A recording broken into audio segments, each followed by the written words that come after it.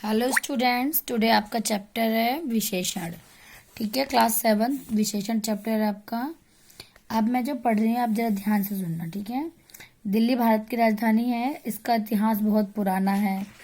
यह कई बार बसी और उजड़ी। ठीक है, यह विश्व के प्रमुख नगरों में गिनी जाती है। यहाँ अनेक दर्शनीय स्थल हैं।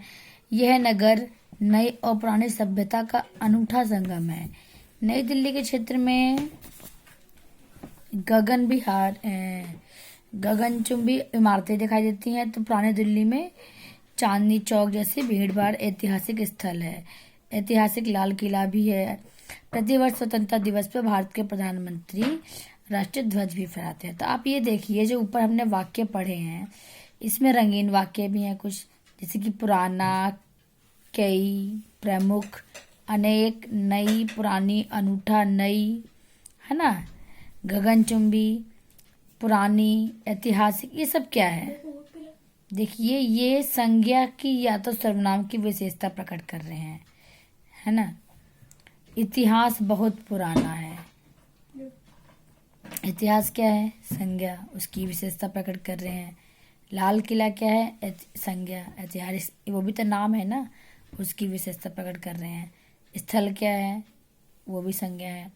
तो जैसे कि आपको ये रंगीन शब्दों को पढ़ के पता चला है कि विशेषण ऐसे शब्द हैं जो संज्ञा या सर्वनाम की विशेषता प्रकट करते हैं, और विशेषण जिन संज्ञा या शब्दों को की विशेषता बताते हैं उन्हें विशेष्य कहते हैं। जैसे कि आप देखिए, राघव ने पीली कमीज पहनी है। तो राघव ने पीली कमीज पहनी है, तो विशेषण हमारा यहाँ पे क्या बनेगा? पीली। क्यों बनेगा पीली? क्योंकि कमीज जो है वो है हमारी संज्ञा। अब पीले कमीज की विशेषता बता रहे हैं ना, कि जो कमीज का रंग है वो पीला है। विशेषता यहाँ पे किसकी बताई जा रही है? कमीज की। ठीक है, तो अब कमीज क्या है? संज्ञा। तो संज्ञा की विशेषता बताई, पीली रंग की है, तो वो हमारा हो गया विशेषण। अब बोला जा रहा है कि विशेषण क्या विशेष्य क्या होता है। अब उसकी पहचान होनी चाहिए। जिन संज्ञा या सर्वनाम शब्दों की विशेषता बताते हैं उन्हें विशेष्य कहते हैं। अब कौन से संज्ञा सर्वनाम की विशेषता बताई है? पीली कमीज की बताई है ना, तो कमीज हमारा क्या हो जाएगा? विशेष्य। रमन कक्षा 7 में पढ़ता है। तो रमन कक्षा 7 में पढ़ता है। जो कक्षा 7 है, देखिए 7 जो है वो क्या है? हमारा विशेषण। और कक्षा जो है वो हमारी क्या है? विशेष्य। क्योंकि अगर मैं बोल रही हूँ वो इस क्लास में पढ़ता है, तो कौन सी क्लास, हम पूछेंगे ना कौन सी क्लास, कौन सी कक्षा में पढ़ता है, तो कक्षा हमारा क्या हो जाएगा? विशेष्य। और विशेषण क्या हो जाएगी? जिस कक्षा में वो पढ़ता है, 7, 8, 9, 10 जो भी है। ठीक है, अब विशेषण जो है हमारे कितने प्रकार के होते हैं? तो वो 4 प्रकार के होते हैं। गुणवाचक विशेषण, संख्यावाचक, परिमाणवाचक और सार्वनामिक विशेषण। गुणवाचक विशेषण में क्या होता है कि जो विशेषण शब्द होते हैं वो संज्ञा सर्वनाम के गुण और दोष के रूप, है ना, रूप, आकार, समय, दशा, स्थान, इन सब चीजों का बोध कराते हैं। उससे हम गुणवाचक विशेषण कहते हैं। जैसे कि आप देखिए, इस पिक्चर में देखिए, मोहन लंबे कद का लड़का है।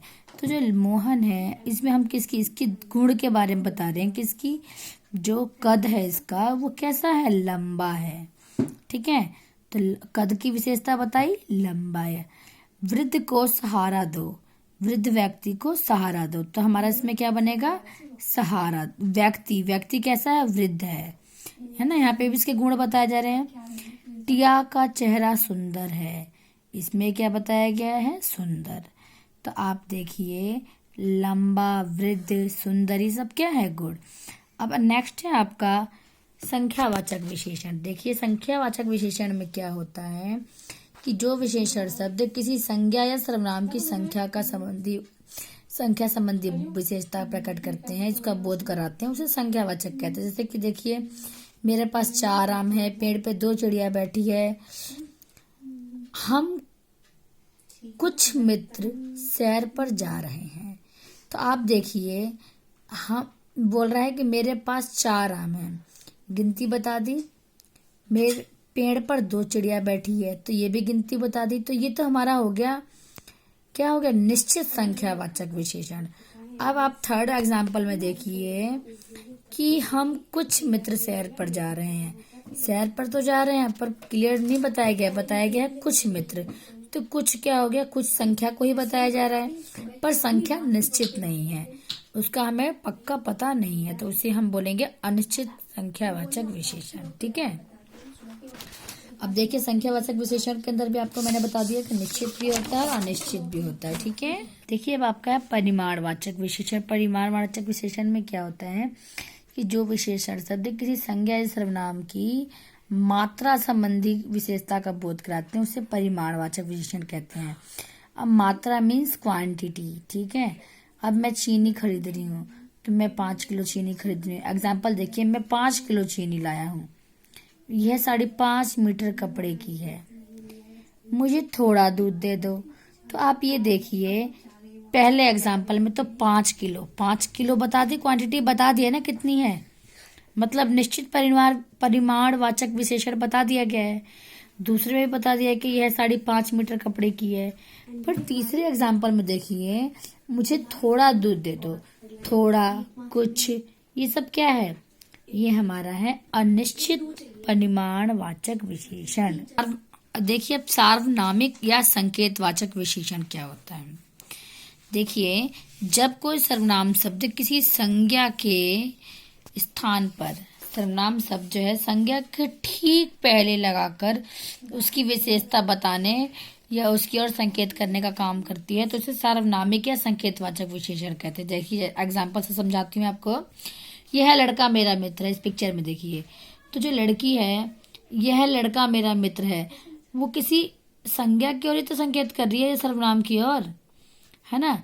तो यह लड़का जो मेरा मित्र है, इसमें यह क्या है हमारा सार्वनामिक या संकेतवाचक, इशारा भी कर रही है ना। तो सार्वनामिक या संकेतवाचक। उस भिखारी को बुलाओ, मतलब उस भिखारी की ओर इंडिकेट करके बोल रहा है कि उस भिखारी को बुलाओ, तो ये भी क्या है हमारा सार्वनामिक या संकेतवाचक। इस पुस्तक को मैं पढ़ना चाहती हूँ, पुस्तक की ओर इशारा करते हुए बोला गया है, तो यहाँ पे भी क्या है सार्वनामिक या संकेतवाचक विशेषण। ठीक है।